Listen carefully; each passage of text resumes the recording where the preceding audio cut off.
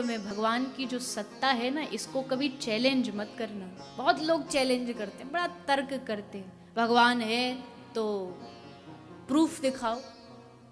दिखता तो है नहीं। जो आपसे ऐसा बोले ना कि दिखता तो है नहीं, कैसे माने भगवान, आप बस उनसे इतना सा पूछना, बस एक ही चीज पूछना, तुमने अपने परदादा जी के पिताजी को देखा है? तो सीधी सी बात है, किसी ने नहीं देखा होगा। नहीं देखा तो फिर इसका मतलब वो हुए नहीं। अब ऐसे में तो आदमी लड़ने को तैयार हो जाए, कैसे नहीं हुए, थे हमारे परदादा, लेकिन देखे नहीं तुमने। देखे नहीं इसका मतलब ये नहीं कि थे नहीं। भगवान दिखता भी है, भगवान महसूस भी होता है, लेकिन कोई देखने वाला चाहिए, उनको एहसास करने वाला चाहिए।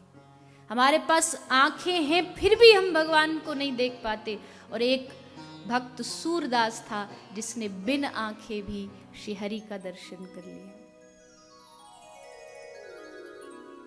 वैसे तो सब भक्त बड़े अद्भुत होते, पर पता नहीं मेरा सूरदास जी से कुछ ज्यादा ही अंदर का प्रेम है। वो क्यों है, वो हरि जाने। बाबा सूर की मैंने एक चित्र देखा था, वो चित्र मेरे हृदय में एकदम बैठ गया। वो चित्र क्या था, उसमें वृद्ध से एकदम दुबले पतले से शरीर, एकदम जीर्ण शीर्ण सूर बैठे, और उनके सामने छोटे से बाल रूप में श्री ठाकुर जी बैठे। सूर कुछ सुना रहे हैं उनको, और भगवान किस रूप में बैठे, छोटे से ऐसे ऐसे करके, जैसे कोई बच्चा कहानी सुनता है ना, ऐसे करके बैठे। आपने शायद देखा होगा, बहुत प्रसिद्ध ये चित्र है। बस वो चित्र मेरे हृदय में एकदम बैठा हुआ है। और बस वो चित्र इसलिए बैठा हुआ है क्योंकि 7 वर्ष की आयु से कथा भगवत सेवा में मैंने आरंभ की, हजारों लाखों लोगों को सुनाई है। कभी पंडाल में 100 होते हैं, कभी 1000 होते हैं, कभी लाख होते हैं, सबने बैठ के कथा सुनी है।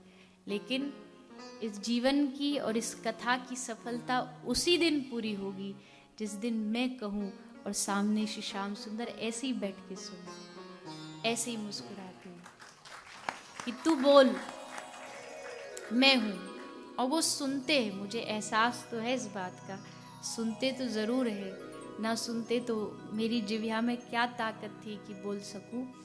लेकिन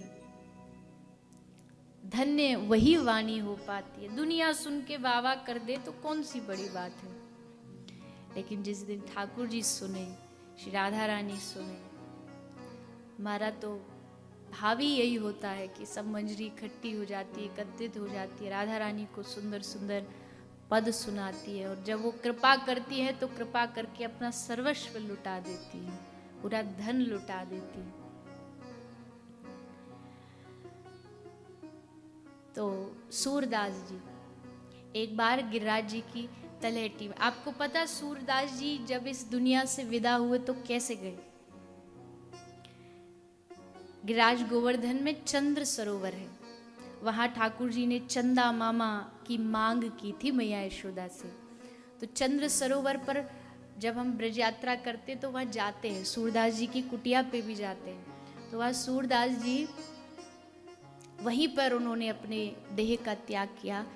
तो जब शरीर जा रहा होता है तो व्यक्ति कमर के पीठ के बल लेटा होता है, ऐसे सीधा, जैसे बेड पे सोते हैं, ऐसे ही सूरदास जी सोए हुए थे। पता था कि अब शरीर जाने वाला है।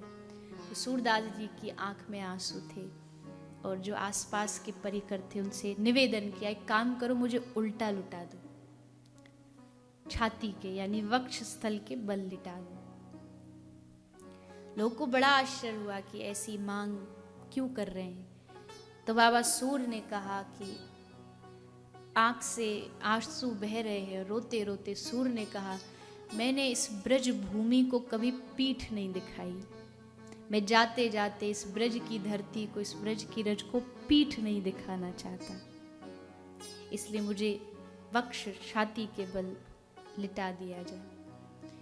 और छाती के बल जब सूर लेट गए तो सबने कहा कि